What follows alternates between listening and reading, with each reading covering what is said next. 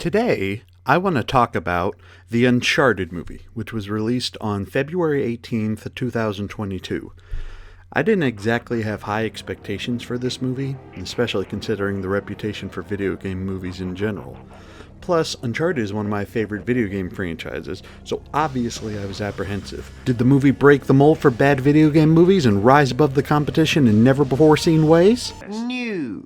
It's bad enough this is a pitifully average action movie with only a small handful of great action set pieces, but it's also bad in a lot of other ways. I've long held the belief that in order for me to like a video game movie, it has to be just as fun as the game is to play. This isn't.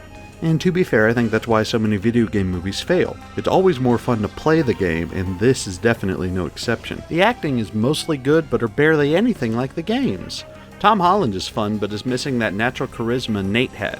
He's a lot closer in characterization than Nate from the Subway commercials. Sophia Ali as Chloe is actually pretty good, but it feels like such an afterthought. Luckily, they fare much better than Mark Wahlberg as Sully. I already had my doubts when he was announced to play the charismatic mentor, and fortunately, it wasn't as bad as I was expecting. It was much worse.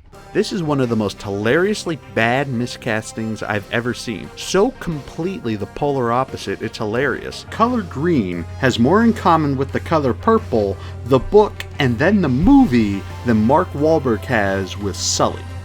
The villains are generic, the plot is boring, and the execution is so much worse. To be honest though, it's not an outright disaster. As a streaming movie or a Redbox rental, I'd actually recommend it. There are obviously a lot of bad things in it, but there are enough moments to keep you from falling asleep. But as an action movie, it's very standard. As an adaptation of an awesome video game franchise though, it's about as bad as a Panamanian jail.